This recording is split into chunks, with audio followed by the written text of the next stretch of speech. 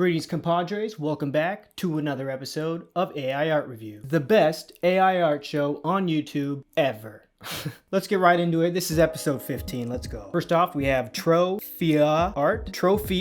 Got it. And we have this sick image. First thing that comes to your mind, obviously, how the hell did this car get in the restaurant? It's a mystery. No one really knows. Well, the person who drove the car in and the owners of the shop probably know, but that's it. What's the next thing that sticks out? This fucking plant. How awesome is that? Like everything else matches, colors, vibes, and then boom, green plant. Love it. Reminds me of a 50s diner. I used to go to a 50s diner with my family when I was a kid. So it's nostalgic, it's nice, very cool. Moving on. Next up, we have Lemon Balmer one, and we have this mechanical fly. How awesome is that? Sometimes I go to some farmers markets, local farmers markets, and there's always a guy who like makes cool stuff out of like scrap metal. That's what this reminds me of, and it's a fucking awesome fly. I love this guy. I mean, I hate flies, don't get me wrong. I hate when they come close to my ears, but this fly, I'm digging it. He's cool. He's fly. No pun intended. Actually, pun intended. Let's go. Moving on. Next up, we have Rar Art, and we have this giant eyeball. Reminds me kind of the Truman Show vibes, not necessarily like what's going on in the image, but this classic someone's watching you at all times kind of thing. But I'm digging it. Like honestly, put yourself in your position of this guy. You're just standing there and there's this huge eyeball that just fell and destroyed your city, and you're like what do you do? Imagine how traumatic that would be. It might have been the construction worker's fault. Like you see in the background, there's some like really high cranes. Maybe they just dropped the eye. How shitty would you feel if you were the construction worker who pressed the wrong button and the eyeball fell? That would suck. But awesome image nonetheless. Moving on. Next up, we have Alexandra Saula, and we have this human being in a cocoon. How cool is that? Love the metaphors, love what's going on, the rebirthing, if you will. Freaking classic. Around these glass fragile butterflies, you're in this fragile cocoon, you're a fragile person. Like yes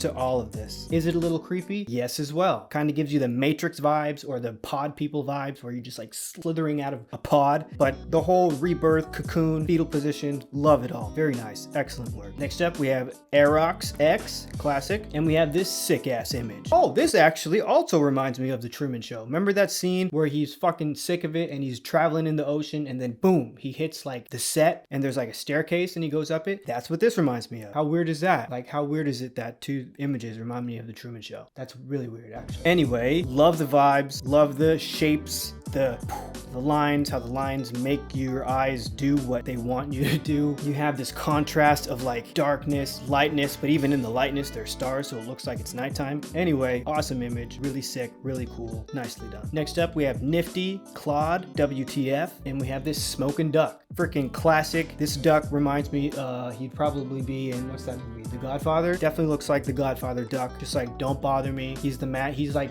the guy. Everyone comes to him. He makes the calls. You know, he's sitting in like maybe a duck hookah lounge kind of thing. Obviously well fed, probably eats Italian food. Fucking short arms, T-Rex, probably has little man syndrome. That's why he's like the all-powerful guy. But just freaking smoking a J, a duck J, if you will. Nicely done. Next up, we have Oliver Altair, and we have this sick ass sheep, mountain lion, billy goat looking thing. I don't know exactly what animal it is, but I love animals, and this is awesome. First thing I'd want to do with it, turn it into a massager. I'd want it, you know, it's probably hand sized, and you know those things that you can like massage yourself. Those feet look exactly like you can do that. I would put it on my neck. If I had a girlfriend or a partner, I would ask my partner to frickin' go to town on my back with this thing because my back is always in pain. So a cute little hand massager, maybe that's not what this is, but that's what I think it is. Freaking awesome. Nicely done. Next up, we have the Prop Gallery, and we have this sick image. It kind of reminds me of maybe the 60s or the 70s. I mean, we can all have our own interpretation of what this man is, how he's tied to this truck, and what's going on in this building. Let's have a little fun, okay? I say the building is just a bread shop. It's a place that sells bread, but the guy probably not selling legal stuff. In this truck is illegal stuff, but it gets sold in the bread place. Kind of like how I think mattress stores work today. I think all mattress stores are just fronts for like weird ass illegal shit. That's a side note. But yeah, other interpretation, this is just a guy walking down the street. He has no connection to the truck or the shop, just happens to be in the photo. Anyway, really cool, awesome image. Kind of maybe looks like Gotham City in the 60s.